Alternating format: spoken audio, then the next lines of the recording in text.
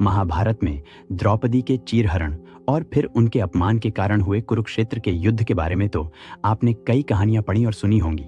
लेकिन क्या आप जानते हैं कि महाभारत में दुर्योधन की पत्नी भानुमति का भी अपमान हुआ था? असल में दुर्योधन ने भरी सभा से भानुमति का अपहरण करके भानुमति की इच्छा के विरुद्ध विवाह किया था।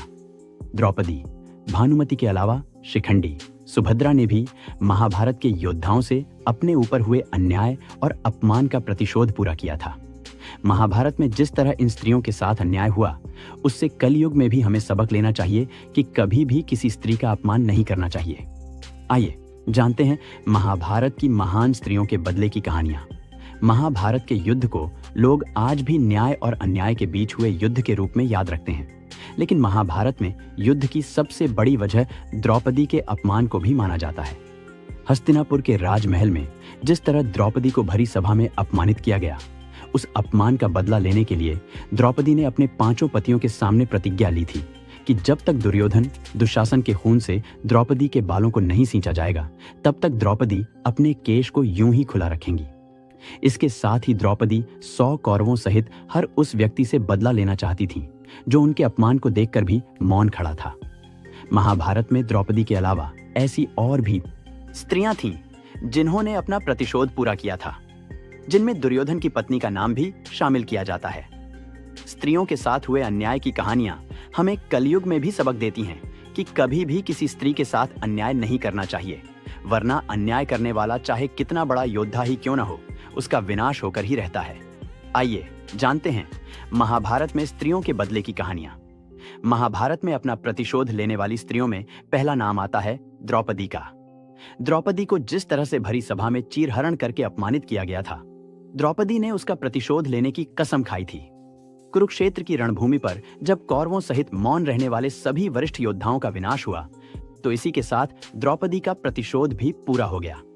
साथ ही भीम ने दुर्योधन, दुशासन का वध करके उनके खून से द्रौपदी के बाल सींचकर रक्तपान भी किया था, जिसके बाद द्रौपदी की प्रतिज्ञा पूरी हुई थी। अंबा काशी के राजा की बड़ी बेटी थी। भीष्म ने अंबा, अंबिका और अंबालिका नाम की तीनों बहनों का अपहरण अपने सौतेले भाई से विवाह करवाने के लिए किया था, लेकिन अंबा ने भीष्म को बताया था कि वह शाल्व के राजा से प्रेम करती है और उन्हीं से विवाह करेगी। यह सुनकर भीष्म ने अंबा को वापस भेज दिया, लेकिन एक अपहरण की गई कन्या से शाल्व देश के राजा ने विवाह करने से इनकार कर दिया। तब अंबा वापस हस्तिनापुर लौट आई और भीष्म से विवाह करने का आग्रह किया। भीष्म ने अपनी प्रतिज्ञा के बारे में अंबा को बताया, लेकिन अंबा ने कहा कि हे भीष्म, तुमने अपने स्वार्थ में एक ऐसा कदम उठाया जिसके कारण मुझे हर जगह अपमानित होना पड़ा। मुझे किसी वस्तु की तरह एक स्थान से दूसरे स्थान पर भेजा जा रहा है। मैं तुमसे अपने अपमान का प्रतिशोध जरूर लूंगी। भीष्म से युद्ध करने के लिए अंबा कई देशों के राजाओं के पास गई और उन्होंने भीष्म से युद्ध करने का निवेदन करके खुद के लिए न्याय मांगा। कुछ राजाओं ने अंबा के दुख को समझा, तो लेकिन इनमें से कोई भी राजा भीष्म से शत्रुता नहीं लेना चाहता था। इसका कारण यह था कि भीष्म एक बहुत ही पराक्रमी योद्धा थे और उन्होंने परशुराम जी से शिक्षा, दीक्षा और युद्ध कौशल सीखा था। इसलिए कोई भी भीष्म से टक्कर लेकर अपना विनाश नहीं चाहता था। अंत में चारों तरफ से हार मान चुकी अंबा ने आखिरकार भगवान शिव की कड़ी तपस्या की। तपस्या से प्रसन्न होकर भगवान शिव ने अंबा को वरदान मांगने के लिए कहा। जब अंबा ने भीष्म की मृत्यु का वरदान मांगा, भगवान शिव ने अंबा को नीले रंग के फूलों की एक माला देकर कहा कि जो भी योद्धा फूलों की इस माला को पहनेगा, वो भीष्म से युद्ध कर पाएगा। अंबा ने फिर से ऐसे राजा की तलाश शुरू की जो इस माला को पहने, लेकिन उन्हें कोई नहीं मिला। तब मरणासन्न हो चुकी अंबा ने माला को राजा द्रुपद के राजमहल के बाहर लटकाकर प्राण त्याग दिए। समय बीतने के साथ राजा द्रुपद की पत्नी के गर्भ से एक बालक ने जन्म लिया, जो जन्म के समय नपुंसक था। स्त्री और पुरुष तत्व होने के कारण राजा द्रुपद ने इस बालक का पालन पोषण किसी पुरुष की तरह ही किया। इसका नाम शिखंडी रखा गया। एक दिन शिखंडी की नजर राजमहल के द्वार पर लटकी उस फूल माला पर पड़ी, जिसे अंबा ने द्वार के ऊपर लटकाया था। शिखंडी ने इस माला को गले में पहन लिया। माला को पहनते ही शिखंडी को सब कुछ याद आ गया और महाभारत के युद्ध में शिखंडी ने जब भीष्म पर तीर चलाना शुरू किया, तो भीष्म ने कहा कि वे केवल पूर्ण रूप से पुरुष योद्धा पर ही अपने शस्त्र उठाते हैं और शिखंडी में स्त्री तत्व भी विद्यमान है, इसलिए शिखंडी विचित्र लक्षणों के साथ एक स्त्री ही है। अंत में भीष्म ने शस्त्र नहीं उठाया, और इस तरह शिखंडी और अर्जुन के वार से भीष्म बुरी तरह घायल हो गए और अपनी इच्छा से कुछ दिनों बाद प्राण त्याग दिए। भीष्म के मरते ही शिखंडी का बदला पूरा हो गया।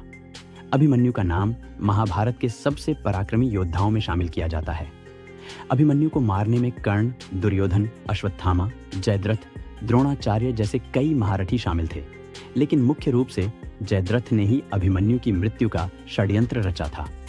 अभिमन्यु की मृत्यु का समाचार जब अर्जुन की पत्नी और अभिमन्यु की मां सुभद्रा तक पहुंचा, तो सुभद्रा ने अर्जुन के पास दूत भेजकर समाचार पहुंचाया कि इतने महान योद्धा को छल से मारना न केवल युद्ध नियमों का अपमान है, बल्कि एक मां को अपमानित करने की तरह है।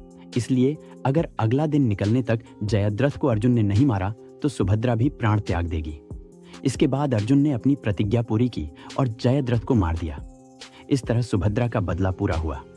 दुर्योधन की पत्नी भानुमति थी, लेकिन भानुमति ने अपनी इच्छा से दुर्योधन से विवाह नहीं किया था। काम्बोज देश के राजा की पुत्री भानुमति के विवाह के लिए स्वयंवर रखा गया था।